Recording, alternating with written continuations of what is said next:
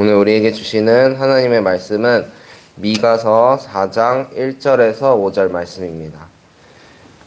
미가 4장 1절에서 5절의 말씀, 구약 1293쪽에 있습니다.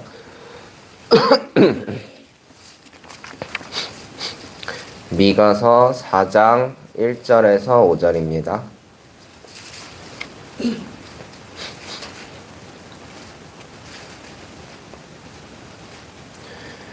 한 절씩 교독하시고 마지막 절은 함께 읽겠습니다. 훗날에 이르러는 여호와의 전의 산이 산들의 꼭대기에 굳게 서며 작은 산들 위에 뛰어나고 민족들이 그리로 몰려갈 것이라.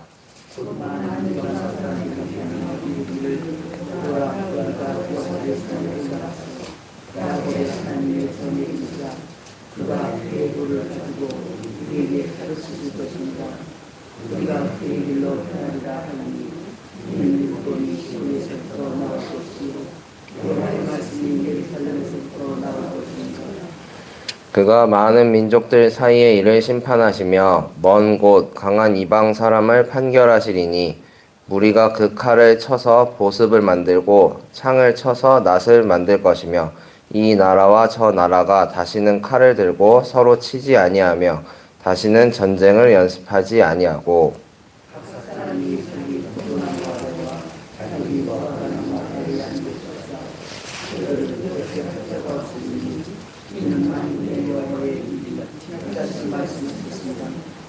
다 같이 읽겠습니다. 만민이 각각 자기의 신의 이름을 의지하여 행하되 오직 우리는 우리 하나님 여호와의 이름을 의지하여 영원히 행하리로다. 아멘. 오늘도 예배함으로 하루를 시작하는 우리에게 하나님의 은혜와 평강이 넘쳐나기를 소망합니다. 오늘 말씀의 제목은 그날이 오면이라는 말씀의 제목으로 말씀을 전하고자 합니다. 우리나라는 기독교 인구가 급격하게 늘어난 역사를 가지고 있습니다. 세계 교회에서 어디를 봐도 이렇게까지 교회가 급속하게 성장한 사례를 볼 수가 없는데요. 먼저 하나님께서 은혜를 베풀어 주셨기 때문이고요.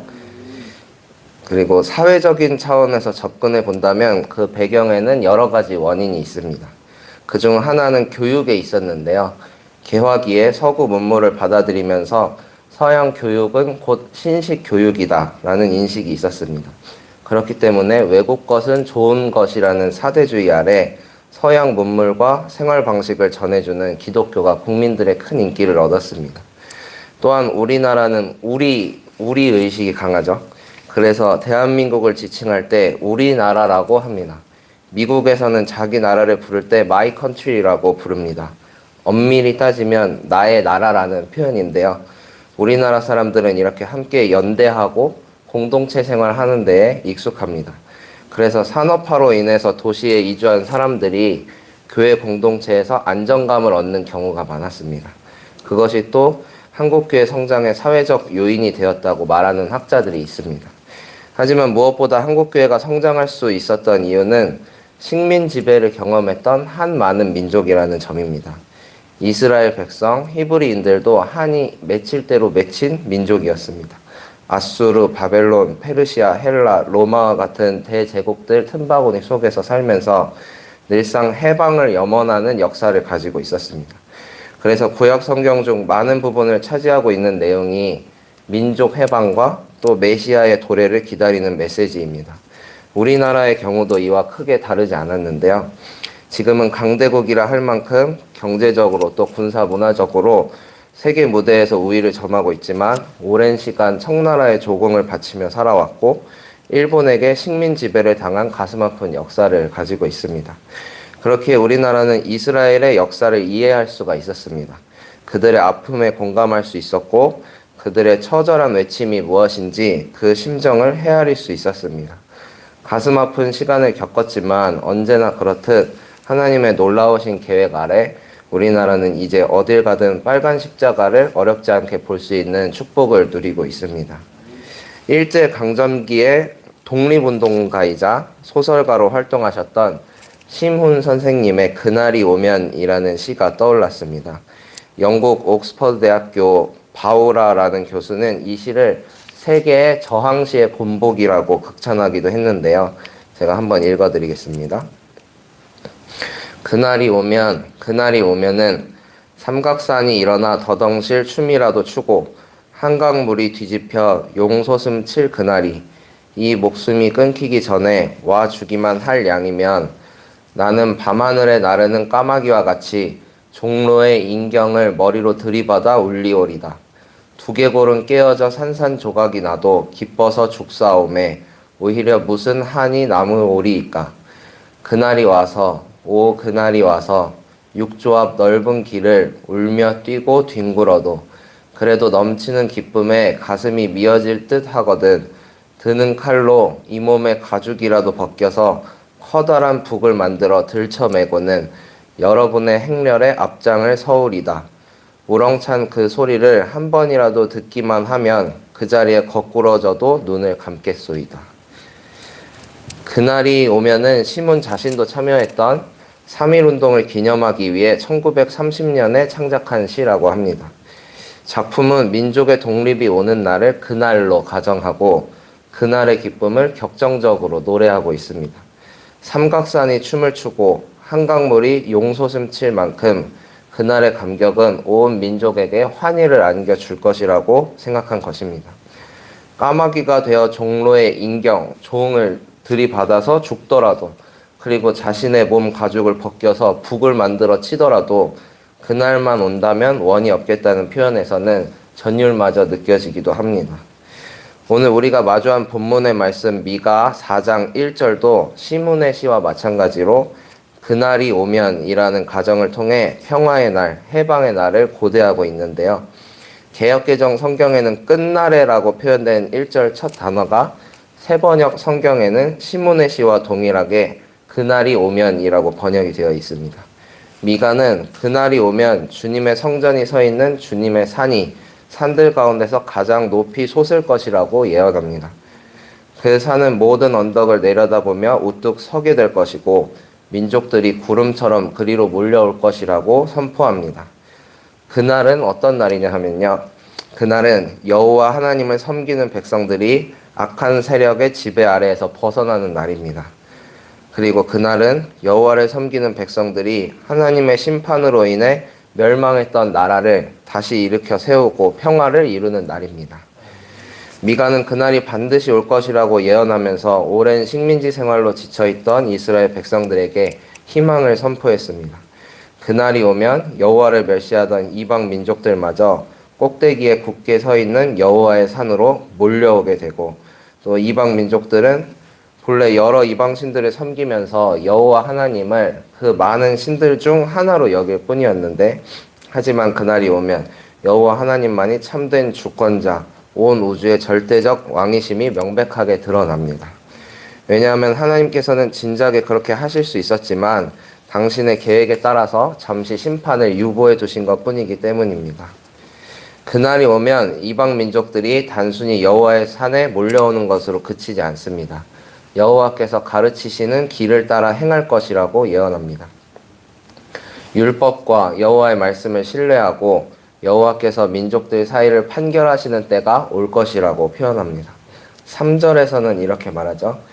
무리가 그 칼을 쳐서 보습을 만들고 창을 쳐서 낫을 만들 것이며 보습은 그 농기구의 일종이라고 합니다. 넓은 날이 달린 쇠로 만든 농기구가 보습입니다.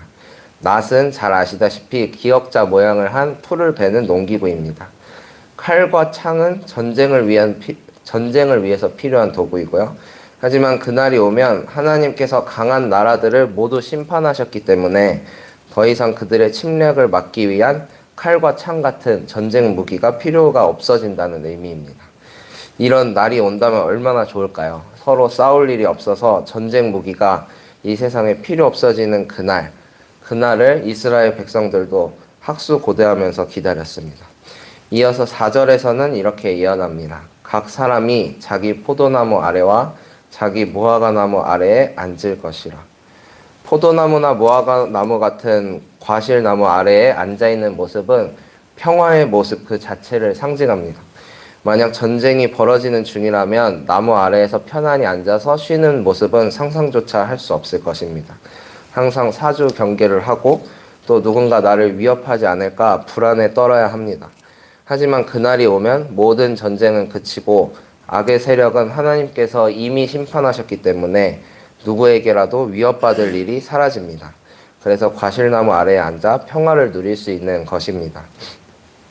그리고 4절 끝부분에서는 이렇게 말합니다. 이는 만군의 여호와의 입이 이같이 말씀하셨습니다. 과실나무 아래에 앉아서 평화를 누리는 그날은 만군의 여호와, 즉 천군 천사를 대동하는 강하신 여호와께서 선택하신 백성에게 약속하신 날입니다. 따라서 하나님께서는 당신의 말씀을 듣고 순종하는 삶을 사는 모든 백성들이 악의 세력에 의해 두려워하거나 멸망당하는 일을 결코 내버려 두지 않으십니다. 그날이 오면 하나님께서는 반드시 평화의 약속을 이루실 것이라고 미가 선지자가 강조하여 선포하고 있습니다. 이제 마지막 5절을 통해 미가 선지자는 그날에 벌어질 일에 대해서 상세한 설명을 덧붙입니다. 5절의 말씀입니다. 만민이 각각 자기의 신의 이름을 의지하여 행하되 그날 여호와의 심판날이 오더라도 만민이 각각 자기의 신의 이름을 의지하여 행한다고 합니다. 여호와의 산이 가장 꼭대기에 굳게 서 있는 것을 보고서도 또 여호와 하나님께서 악의 세력을 판결하시는 모습을 보고서도 만민은 각각 자기의 신의 이름을 의지합니다. 그날은 하나님께서 궁극적인 평화를 약속하신 날입니다. 이 세상에서 가장 강하신 하나님께서는 만군의 여호와 하나님께서는 그 약속을 이루실 충분한 능력이 있으시고 반드시 그 약속을 이루실 것입니다. 하지만 이 그날에 가장 중요한 것은 우리의 믿음입니다. 믿음을 지키지 못한 사람들은 그날에 벌어지는 일을 보고서도 각각 자기의 신의 이름을 의지하여 행합니다. 그 신은 이름 모를 우상신이 될 수도 있고요. 또 돈이 될 수도 있고 또 자기가 의지하는 무엇이 될 수도 있습니다. 자기가 최고로 의지했던 어떤 대상에 눈이 멀어서 그날에도 주님을 보지 못하고 자기의 신의 이름을 의지한다는 것입니다. 하지만 간절히 바라기로는 오직 우리는 우리 하나님 여호와의 이름을 의지하여 영원히 행하기를 바랍니다. 하나님을 향한 우리의 믿음이 결코 중단되거나 변질되는 일이 없이 오직 하나님을 의지하여 영원히 살기를 바랍니다. 오늘 이 새벽을 깨워 함께 예배하는 우리 모두에게 주님의 영이 영원히 떠나지 않는 축복이 임하기를 간절히 소망합니다. 기도하시겠습니다.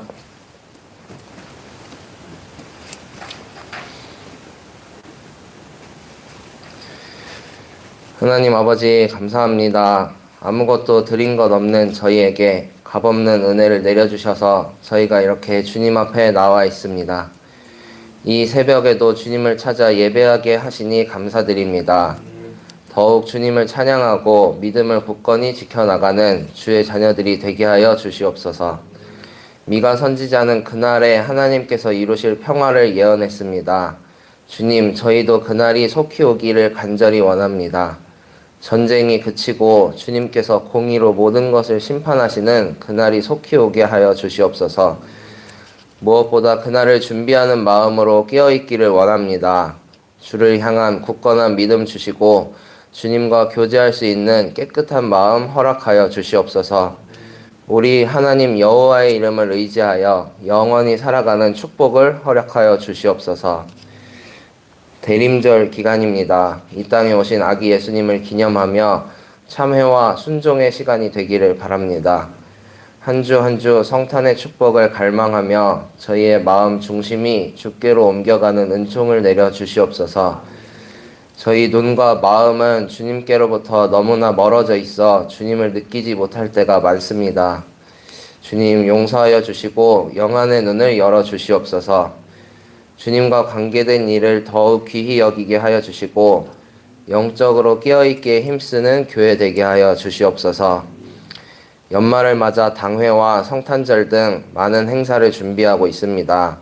우리들의 바쁜 일상으로 인해 이웃을 돌아보지 못하는 일 없게 하여 주시고 주어진 자리, 주어진 때에 따라 힘써 주의 일을 감당하는 교회 되게 하여 주시옵소서. 병상에 누워 더욱 추운 겨울을 보내는 교우와 이웃들이 있습니다.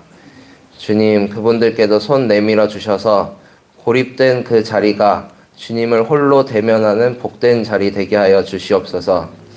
모든 것 주님께 맡기오며 살아계신 예수님의 이름으로 기도합니다. 아멘.